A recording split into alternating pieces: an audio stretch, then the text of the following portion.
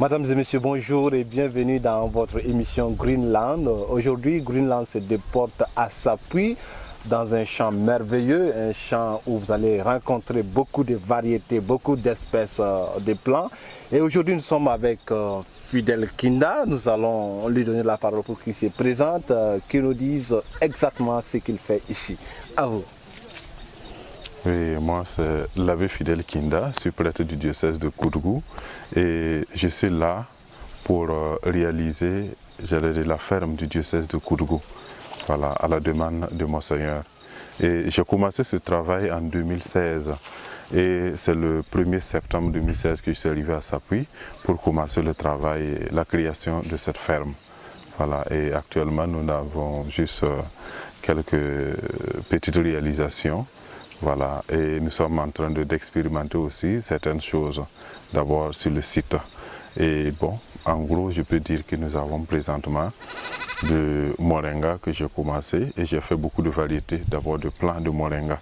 Voilà, et l'objectif, c'est d'abord d'avoir les semences de ces différentes espèces que j'ai déjà pu récolter. Voilà, et j'ai plus de 10 variétés de moringa ici. Voilà. Et je fais également de l'agriculture, j'ai fait un peu d'élevage. Voilà, en matière d'agriculture, nous faisons le maïs, le sésame, le mangobine, le petit mil, et bon, voilà. D'accord, nous remarquons que ici, sur ces champs, nous avons aussi de la banane, hein, la banane, du citron, des papayes, plein d'autres espèces.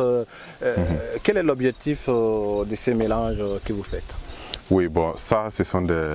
Bon, j'essaie d'expérimenter ces espèces-là. Voilà, ça, c'est cette espèce de banane. Ce sont des bananiers venus de Koumé, voilà, de Bobo. Je suis en train de voir est-ce que ces bananiers à Bobo s'adaptent au climat d'ici en fonction de l'entretien et autres. Est-ce qu'on peut avoir le même rendement que quand ça se trouve à Bobo ou dans un autre, ou en Côte d'Ivoire. Voilà, il faut d'abord faire ces tests avant maintenant de pouvoir déporter ça à Bakata, parce que j'ai un autre site à Bakata où j'ai une bananeraie, voilà, où je fais de la banane, je fais des tangelo, voilà, un peu de papaye aussi là-bas. Voilà. Dites-nous, Fidèle, vous avez combien d'hectares ici? Combien d'hectares vous exploitez pour cette agriculture bio ici? Oui, j'ai 48 hectares, voilà, environ 48 800, voilà, hectares de terre.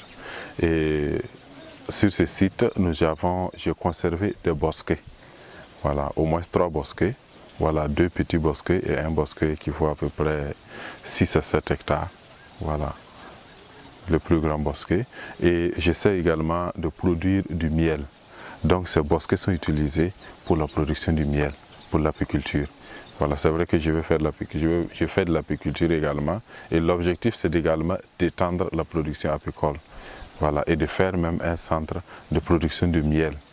Voilà, attention à faire la différence entre la production et la transformation. Je ne fais pas de la transformation pour le moment, mais je fais seulement de la production, stockage et peut-être le premier traitement, l'extraction. Et ensuite, voilà, je traite avec les transformateurs qui vont maintenant faire le conditionnement et puis voilà, la commercialisation.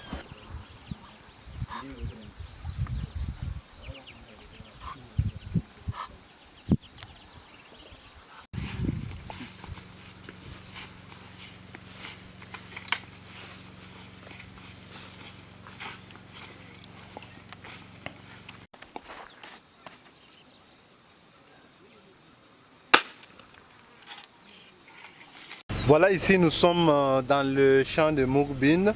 Dites-nous, voilà, qu'est-ce qui vous a inspiré à commencer cette culture et quelles sont ses vertus et ça fait combien d'hectares de Mourbine?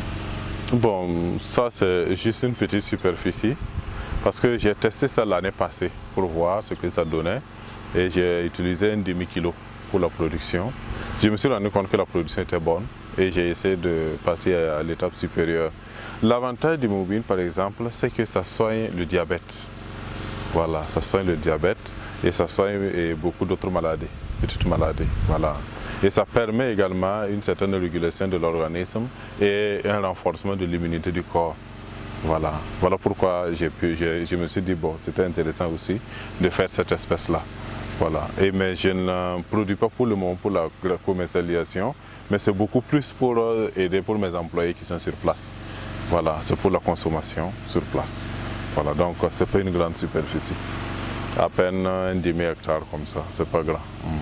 D'accord. Mung bean, voilà, qui est vraiment bien pour la santé. Mais dites-nous, est-ce que vous utilisez de l'engrais ou c'est bio, c'est de façon naturellement fait vos cultures? Oui, non, jusqu'à présent c'est de façon naturelle, c'est bio. Voilà, on ne met rien sur le sol, c'est travaillé, même pour cultiver, on cultive à la main, voilà, on essaie de faire. Voilà, je n'ai même pas mis de l'engrais ici. Voilà, c'est naturellement, même pas d'engrais.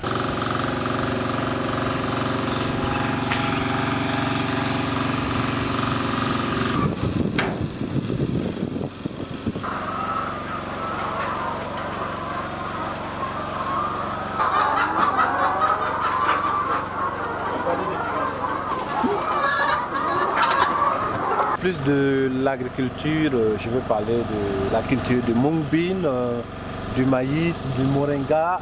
Vous élevez aussi des poules pondeuses. Dites-nous, cette passion est partie de quoi et combien de poulets avez-vous ici? Bon, de façon, depuis l'enfance, j'ai appris à élever la volaille, voilà, avec le papa, et après j'ai fait quelques formations aussi pour pouvoir perfectionner un peu, voilà, ce que je fais. Mais avec le temps, voilà, on est toujours en quête de formation toujours, pour mieux perfectionner le peu qu'on connaît, quoi. Voilà, pour le moment, je n'ai que environ 1800 poules, voilà. C'est pas encore grand chose, c'est un début, on va aller petit à petit pour essayer de faire agrandir davantage la ferme. Voilà. Et tout ça, ce sont des, comme je disais, je ne suis qu'à ma 3e année. Tout ce qu'on fait dans l'entreprise, c'est un peu sous forme de test pour pouvoir après maintenant, voilà, essayer d'agrandir le site. Alors dites-nous, la rentabilité déjà, est-ce que vos poules ont commencé à pondre? Combien d'œufs vous pouvez avoir par semaine et où vendez-vous vos œufs? Qui sont vos clients? Bon, pour le moment, bon, la ponte est assez bonne. Voilà, le taux de ponte actuellement est à plus de 80. Voilà. Mais bon, pour les clients, il y a d'abord les clients locaux, à Sapui même, dans la ville de Sapui, il y a beaucoup de preneurs. J'ai fait des livraisons aussi à Ouara, voilà, c'est des commerçants qui prennent aussi. Voilà, ce qui fait qu'actuellement les œufs sont vraiment bien prisés. Je n'arrive même pas à satisfaire ma clientèle. Voilà, c'est petit à petit, quand on va agrandir le site, voilà, on espère pouvoir nous occuper de, voilà, satisfaire un peu, tenter de satisfaire parce qu'on ne peut pas satisfaire facilement la clientèle au Burkina. Si on sait que le Burkina, pour le moment, nous ne sommes pas encore assez perfectionnés en matière de production d'œufs, voilà, et même de volailles. Voilà. Ce qui fait que j'ai un projet également de tenter la production de volailles, voilà, et la volaille locale et aussi les métissés. Voilà, ça c'est pour la consommation. Voilà, la consommation de la chair, quoi. Voilà. D'accord. Dites-nous, qui entretient tous ces poulets? C'est vous-même qui entretenez la prophylaxie, le nettoyage, ou vous avez embauché des gens qui vous accompagnent dans votre travail? Bon, oui, j'ai des employés qui m'accompagnent dans cette activité. Ils sont au nombre de 4. Voilà, j'ai 4 employés et présentement j'ai des stagiaires avec moi. Il y a 3 qui sont venus pour faire leur stage ici. Voilà, pour qu'on voit ce qu'ils ont acquis comme savoir. Voilà, est-ce qu'ils le maîtrisent vraiment, et voilà, on va essayer de les suivre, de les accompagner. Là où il y a des lacunes, bon, on va tenter de corriger en fonction de la mesure de nos connaissances aussi. Voilà, on entend une machine derrière nous qui fait du bruit. C'est vous-même qui produisez vos aliments ou vous achetez? Comment cela se passe là? Oui, je produis moi-même l'aliment. Voilà, je produis l'aliment pour la volaille sur place. Ça me gratte, mais bon, ça va aller. Bientôt, je sais que je vais le manger. Je ne mange pas le maïs pour lui dire que ça te gratte. Bon, en tout cas, le fruit est doux, mais les feuilles, ça me gratte. Donc, voilà, nous sommes dans votre champ de maïs. Le champ de maïs, ça fait combien d'hectares? Et partant de la rentabilité de l'année passée, combien avez-vous eu dans ce maïs cultivé? Bon, je n'ai eu que 200 sacs l'année passée. 200 sacs. Oui, ma production l'année passée était faible. Mais cette année, j'ai... En tonnage, vous avez une idée? Bon, c'est 20 tonnes. 20 tonnes, ouais. Wow. Pour combien d'hectares? Bon, autour de 6. 6 hectares pour 20 tonnes. Wow. Et cette année?